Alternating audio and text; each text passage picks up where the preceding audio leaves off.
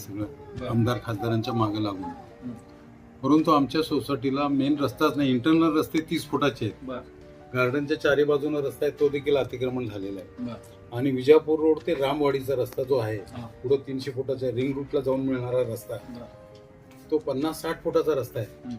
आमचा 30x50चा प्लॉट झाल्यानंतर मग 50-60 फुटाचा रस्ता आहे. नॅशनल हायवे ते रामवाडीकडे जाणारा रस्ता, तो रस्ता पूर्णपणे अतिक्रमण झालेला आहे.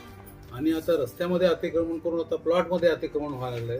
तुमच्या प्लॉट मध्ये अतिक्रमण झालेलं आहे का? हा, प्लॉट मध्ये कॉलम उभारलंय, कॉलमच्या पलीकडे 2 फूट बांधकाम आहे. त्यांच्या जागेचं काय पेपर वगैरे आहेत का? काय नाही, 1 नंबर झोपडपट्टी, 2 नंबर झोपडपट्टीच आहे ना, त्याचं कसलं 7-12 असतं. आणि हे जे काय माहित आहे का, हे कॉर्पोरेटर लोक म्हणा, कॉर्पोरेटर आणि हे जे लोक आहेत राजकारणातले, ते त्यांच्या मतासाठी ते काय बचाव काम करते. ते पाडाचं वगैरे सगळ्यांना अर्ज दिलंय. बरं, ते अतिक्रमण कोण केले, त्यांचं नाव वगैरे काय? सगळ्यांचं दिलंय की त्यांच्या नावाने अर्ज दिलेला आहे. आणि तुम्ही अर्ज कोणाला दिला होता? आता कॉर्पोरेशनला दिलंय, सिटी इंजिनियरला दिलंय, झोपडपट्टी निवारणला दिलंय. आणि नुसतं रस्त्यामध्ये घर साधे अगोदर होते, झोपड्या होते, साधे पत्र्याचे घर होते. आता काय पंतप्रधान आवास योजनेचे 3 लाख रुपये घेऊन कॉलमचे घर बांधलेत. आमचे घर जुने आहेत, आता आमच्यापेक्षा भारी घरं बांधायला लागले. आणि तिथं 60 फुटाच्या 50 फुटाच्या रस्त्यामध्ये 3 फूट देखील रस्ता राहिलेला नाही. आणि त्यांच्या घरी कार आहेत, रिक्षा आहेत, ते आमच्या इथे घरासमोर आणून ठेवतात. आणि आमच्या गाड्या ठेवायला आम्हाला जागा नाही. तुमच्या घरासमोर पण अतिक्रमण करतात? हा, ते गाड्या ठेवून अतिक्रमण करतात आणि तिकडे जाऊन त्याच्यामध्ये राहतात. ते आम्हाला रस्त्यात घरं बांधून रस्ता अतिक्रमण केलेला आहे आणि त्यांच्या गाड्या इथं आमच्या घरासमोर ठेवून जाते. आता तुमची मागणी काय? मागणी काय, आमचा प्लॉट मोजून देऊन त्यांनी रस्ता करून द्यावा आम्हाला. नाहीतर आमचे घरे तर झोपडपट्टीमध्ये घाला, आमचा टॅक्स बंद करा. त्यांना टॅक्स नाही, उलट 3-3 लाख रुपये त्यांना घर बांधण्यासाठी पैसे देतात. आता तुमच्या जागेचे टॅक्स पावती वगैरे आहेत का तुम्ही? मग टॅक्स भरतो आम्ही, टॅक्स भरतो ना आम्ही. टॅक्स पावती सगळं भरतो. बांधकाम परवानगी आहे, बांधकाम परवानगी. आता हे बघा, नुसतं बांधकाम परवानगीमध्ये ज्या बाजूला खिडकी आहे, बांधकाम परवानगीमध्ये खिडकीच्या ठिकाणी दरवाजा बसवला आणि दरवाजा ठिकाणी खिडकी बसवलं आणि नंतर तुम्ही वापर परवाना मागायला गेलं ना, ते वापर परवाना द्यायला अधिकारी येतो इथं बघायला. येतात का? मग अहो, तुमच्या खिडकीच्या ठिकाणी दरवाजा बसवलेला आहे तुम्ही. आता तुमचं जे जागा आहे ना, ते जागेमध्ये त्यांनी घर बनलेले आहेत का?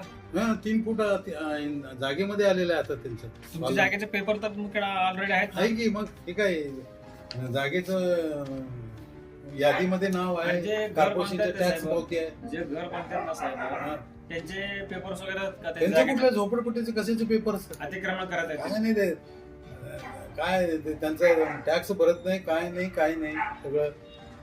त्यांची जागा कुठं रस्त्यावर आहे का? पूर्ण रस्ता तर आहेच आहे, परत आमच्या प्लॉट मध्ये यायला 2.5-3 फूट आता रस्त्यावर पण असून तुमच्या प्लॉट मध्ये आता अतिक्रमण झालेलं आहे. त्यासाठी पोलीस स्टेशनला अर्ज दिलाय आणि ते 3 लाख रुपये देऊन आवास योजनेचं घर बांधायला दिलंय ना, त्या अधिकाऱ्याच्या ते जागा कुठं बांधताय काय नाही, घर हे पैसे घेऊन घर कुठं बांधताय न बघता त्याने लाच घेऊन आहे ना, त्यांना चेक दिले 3-3 लाखाचे. आता कॉलमचे घर वाढलेले, रस्त्यामध्ये घर वाढले, ते न बघता त्यांना पैसे दिलाय.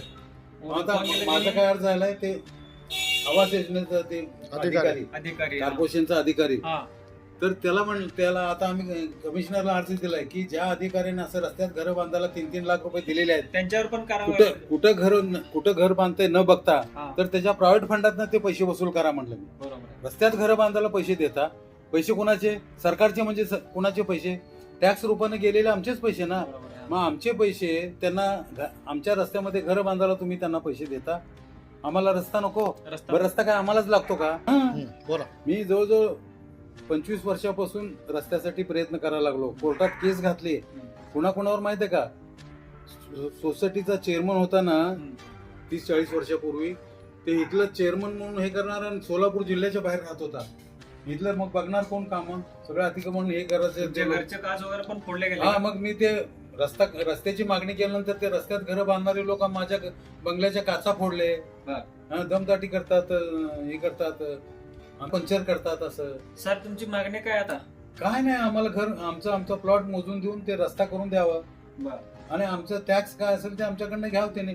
उलट जास्त टॅक्स द्यायला तयार आहे आम्ही, पण आम्हाला रस्ता पाहिजे का नको? तुम्हाला रस्ता पण पाहिजे, तुमची जागा मोकळी पण हा. पाहिजे.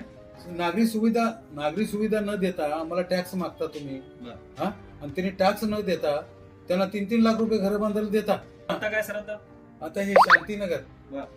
विजापूर रोडवरून इंदिरानगरला जाताना, विजापूर रोडवरून इंदिरानगरला जाताना उजव्या बाजूला शांतीनगर म्हणून सोसायटी आहे. ते सोसायटीचे प्लॉट आहेत ते 1 ते 20 प्लॉट जे आहेत ते 1500 फुटाचे आहेत, आणि 21 ते 60 प्लॉट जे आहेत ते 1200 फुटाचे आहेत, 30 बाय 40 चे आहेत. बरं. आणि 1 ते 20 जे प्लॉट आहेत ते 30 बाय 50 चे आहेत. ते हे सोसायटीचा नकाशा आहे. आजपर्यंत तुम्ही निवेदन कोणाकोणाला दिलंय? नगरसेवकांना दिले, आमदाराला दिले, खासदाराला दिले, कॉर्पोरेशनच्या इंजिनियरला दिले, कॉर्पोरेशनच्या कमिशनरला दिले, कोर्टात देखील केस दाखल केली. तरी परंतु अगोदर झोपड्या होत्या, नंतर पत्र्याची घरं झाली, आता कॉलमचे घर बांधायला 3-3 लाख रुपये शासन द्यायला लागले. म्हणजे